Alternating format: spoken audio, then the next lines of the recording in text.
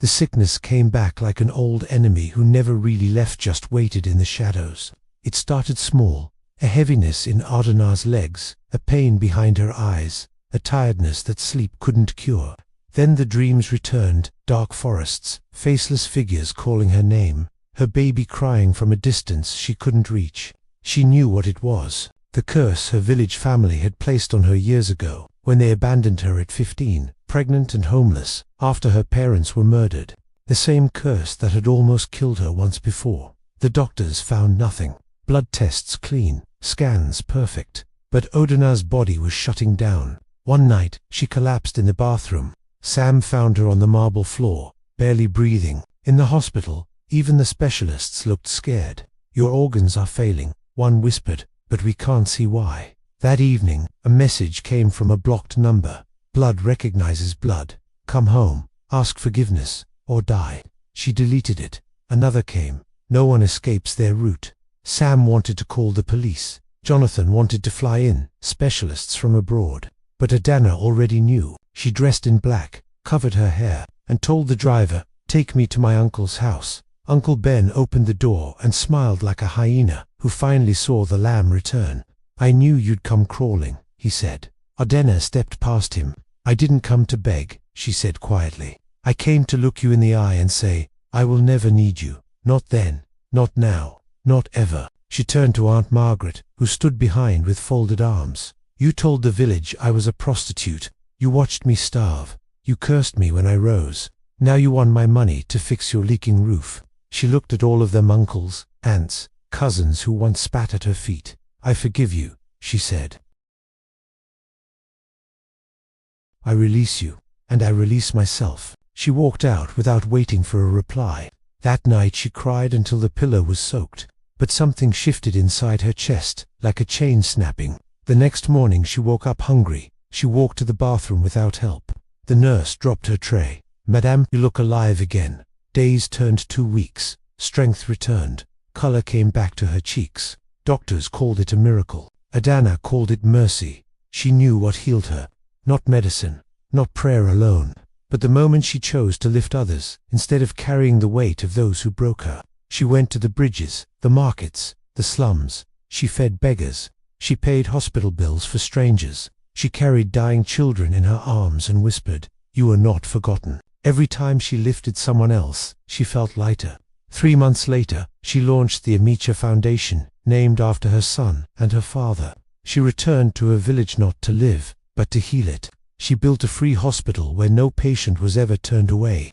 On opening day, the same uncles and aunts stood outside the gate with plastic chairs, hoping for an invitation. They didn't get one. She had forgiven them. She would never fund their greed.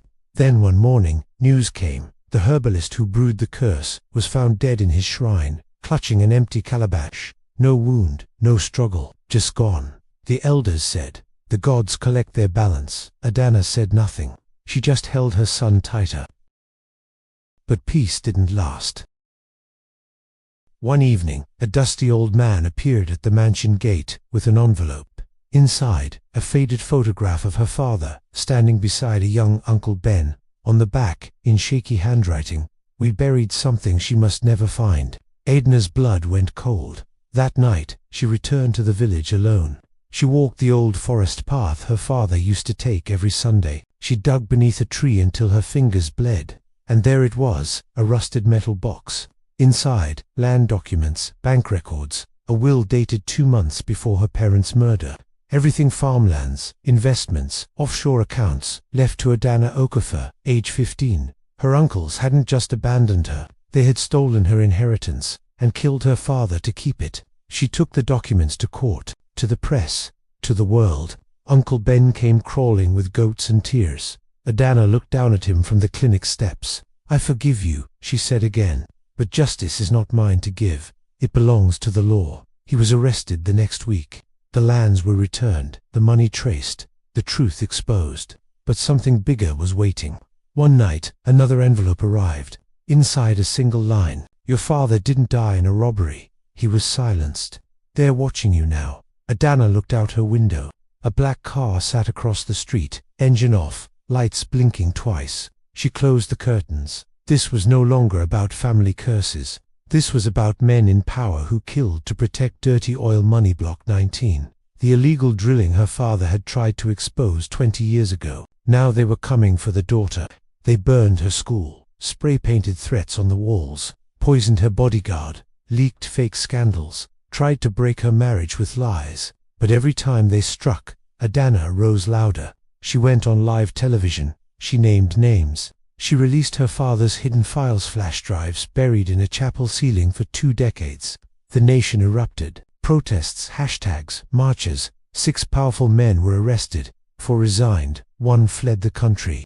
The keepers scattered like rats when light hits. Adana stood in the wreckage of her burned school, holding her son's hand, and laid the first brick of the new one. She wore no jewelry, no makeup, just fire in her eyes. Journalists asked, "Are you afraid?" She smiled.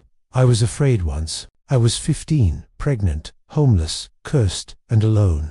I have already survived the worst they can do. Now, I am not surviving anymore. I am becoming."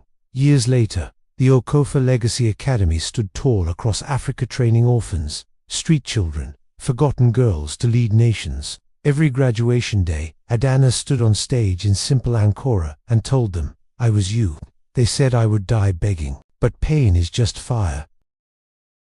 And fire doesn't destroy diamonds, it reveals them. The crowd would roar, and somewhere, in a quiet village, old women selling tomatoes would look at the sky and say, "That girl, she carried fire in her belly, and when they tried to put it out, she burned the whole forest down and built a city in the ashes." Adana never looked back. She had no need, because she had learned the greatest truth. The curse was never on her blood.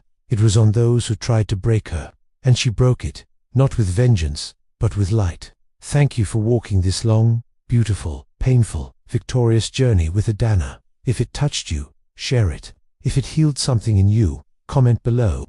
If it reminded you that you, too, can rise, because some stories are not just stories, they are prophecies, and yours is still being written. Never stop rising, never stop burning, never stop becoming.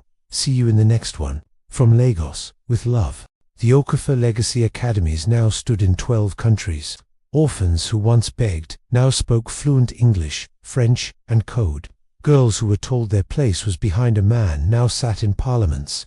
Every year, on the anniversary of the Block Shio expose, millions wore white and marched in silence. A movement simply called Adana Day. She had become more than a name. She was a verb. To Adana, something meant to survive the impossible and still build a door for others. But fire attracts moths, and some moths wear suits and carry briefcases full of new poison. It started quietly. A new oil minister was appointed, Chief Bernard Egbo, the same man who once stood at her father's funeral pretending to cry, the same man who vanished after the scandal. Now back with a new face, minor surgery, new name, same cold eyes. He smiled on television and promised a new era of transparency. Adana was in Nairobi, opening the 13th Academy when the news broke. Sam watched the screen, jaw tight. They brought him back, he said. Adana's fingers froze on her phone. "No," she whispered. "They never let him go. They just hid him until the noise died." That night, every donor who had ever supported the foundation received an email, evidence of financial irregularities at Okofa Legacy Academies. Full report attached, fake audits, doctored signatures, photos of Adana, allegedly living in luxury while children starved. The same playbook, but bigger this time. By morning, #ADANA fraud was trending worldwide. International partners froze funding. 2 academies in Ghana and Kenya were locked by court orders. Adana flew home immediately. She walked into the mansion at 2 a.m. Jonathan, Cynthia, Sam, and her now 10-year-old son Amicia were waiting. Amicia ran to her. "Mummy, they said you stole from us, but I told them my mother doesn't steal. She gives." Adana knelt, held him tight, tears burning. Jonathan placed a thick file on the table. "They planned this for years," he said. "Egbo has friends in the new administration. They want everything you built, your name, your schools, your voice erased." Adana opened the file. Inside, a new oil block license quietly awarded to a shell company. Block 19 had been renamed Block 91. Same location, same illegal drilling, same silent investors. And at the bottom of the document, a single line: all opposition to be neutralized by any means. She closed the file. "Then we don't oppose," she said quietly. Everyone looked at her. "We finished them." She spent the next 40 days in silence. No interviews, no social media, no public appearances. People thought she had finally broken. They were wrong. She was sharpening the blade. On the 41st day, every television station in Africa was interrupted at 8 p.m. A live broadcast. No warning, no sponsor. Just Adena, sitting alone in a simple room, wearing white, holding her father's old photograph. She spoke for exactly 11 minutes. No shouting, no tears, just truth. "My name is Adena Okafor. 25 years ago, they killed my parents for oil money. 5 years ago, they tried to kill my name for the same reason. Today, they are trying again. But I am not here to defend myself. I am here to finish what my father started." She held up a flash drive. "This contains every contract, every offshore account, every name of every politician, every general, every banker who was stolen from Africa's future for 30 years. I am sending copies to the International Criminal Court, to Interpol, to every honest journalist still breathing, and to the children I raised. If anything happens to me tonight, release everything. Flood the world, because a flame does not die when the bearer falls. It only spreads." She looked straight into the camera. "To those in power who think money can bury truth, you can kill me, but you cannot kill what I have already birthed. This continent is pregnant with justice, and her water just broke." The broadcast ended. For 10 seconds, the entire continent was silent. Then the internet exploded. Within 1 hour, the presidential jet was grounded. 3 ministers resigned live on air. Egbo was arrested at the airport trying to board a private jet to Dubai. Protests bigger than anything since Arab Spring erupted in 15 capitals. They called it the night of 11 minutes. Adena never came home that night. Sam found her at 4 a.m. sitting under the same tree where she once cried as a broken teenager. He sat beside her. "They're saying you just ended an empire," he whispered. She smiled, exhausted but peaceful. "No, I just lit the match my father carried for 25 years. She took his hand. "I think I can rest now." 2 weeks later, the United Nations honored her with the first ever Global Flame Award for courage in the face of systemic corruption. She accepted it wearing bathroom slippers and Ankara. In her speech, she said only one thing: "I was never the hero. The hero was every child who believed they could rise after I told them my story. I was just the match. They are the fire." That night, she and Sam took Amicha to the village. She walked to her parents' grave for the first time in years. She laid 2 roses and whispered, "Daddy, Mummy, I finished it. The darkness you fought, I carried your light until it burned the whole house down. You can rest now. I carried the fire, and I gave it to the world." She turned and walked away. Behind her, the wind blew gently through the palm trees, and somewhere far away, a little girl who once slept under a bridge looked up at the stars and said, "If Adana could rise, so can I." And the flame kept spreading, because some women do not die. They become legends, and legends do not end. They multiply. The end, or really, the beginning. Thank you for walking this fire with Adana. If it sets something alight in you, carry it, pass it on. The world still needs light. See you in the next story. Never stop burning, never stop rising. Africa, we are the flame. The Okafor Legacy Academies were no longer schools. They were nations within nations. Graduates sat in presidential cabinets, ran central banks, coded satellites, won Nobel Prizes. Every child wore a tiny flame pin on their uniform. Adena herself had stepped back from the spotlight. She was 50 now, grey threading her braids, laugh lines deep around her eyes. She lived quietly on a small farm outside Enugu with Sam, now silver-haired and gentle, and Amicha, 20, tall and quiet like his grandfather, studying law in London. It began with a letter, delivered by hand to the farm gate at dawn. Just a single sheet folded into a perfect square. But when she looked up, the old security dog that never barked at strangers was lying dead in the yard. That night, Amika's plane from London landed safely, but the car bringing him home never arrived. At 3:17 a.m., Sam's phone rang. "Tell your wife. One speech, one apology, one kneel. Say the files were fake. Say you lied. Listen to me carefully," she said, calm as deep water. Then she did something no one expected. In her village square, under the same tree where she once begged for food, 10,000 people gathered. Phones live-streamed to 200 million.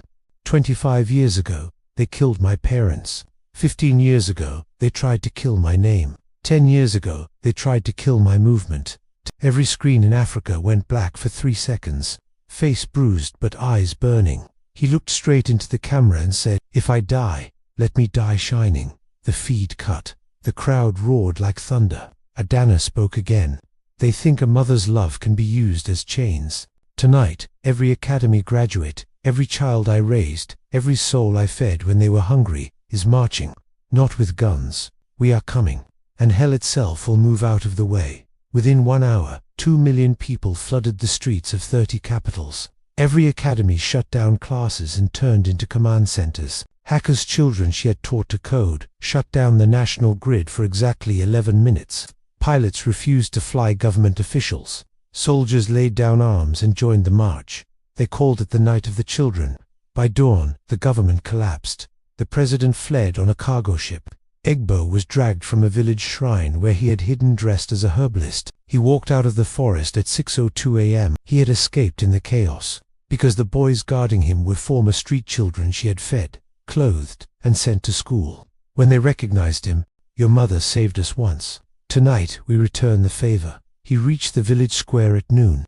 Adana was still standing on the stool, voice raw from speaking all night. When she saw him, she stepped down for the first time in 18 hours. Mother and son embraced in front of the continent. No words, just tears that washed 25 years of pain away. That evening, the people carried her on their shoulders to the old village palace that had stood empty for decades. They placed a crown of woven palm fronds on her head, not gold, just leaves, and they said, "You are our mother. You are our queen, but we will never make you rule. We only ask that you keep teaching us how to burn." Adana looked out at the sea of faces. Some she had carried as babies, some she had buried, some she had never met but who carried her flame. She took the crown off and placed it on the ground. "I am not your queen," she said softly. "I am your match, and my work is done when every single one of you can light your own fire." She stepped down, walked away from the palace, back to her small farm, back to planting tomatoes with Sam, back to teaching village children under trees. The crown stayed on the ground, and every year, on the anniversary of the Night of the Children, millions of young people place their own palm frond crowns at that spot and whisper, "Thank you, Mama Fire. We are burning now." Adana died quietly 20 years later, at 90, in her sleep, holding Sam's hand. They buried her under the same tree where she once begged. No tombstone, just a simple wooden sign carved by a meteor. She carried fire and taught us all how to burn. On the day of her funeral, every light in Africa went out for 11 minutes. Not planned, it just happened. Then one by one, children lit candles, until the entire continent glowed brighter than the sun. In the quiet of the night, an old woman's voice was heard on the wind. "I didn't die, I multiplied. The flame lives. It has your name on it now. Carry it well. The end, for real this time. But really, it never ends. Because some stories don't finish, they become ancestors. Thank you for carrying this fire with us for 3 parts. Now go light someone else's path. Africa, we know day cool. We day burn, and we know day tire. See you when the next match is struck."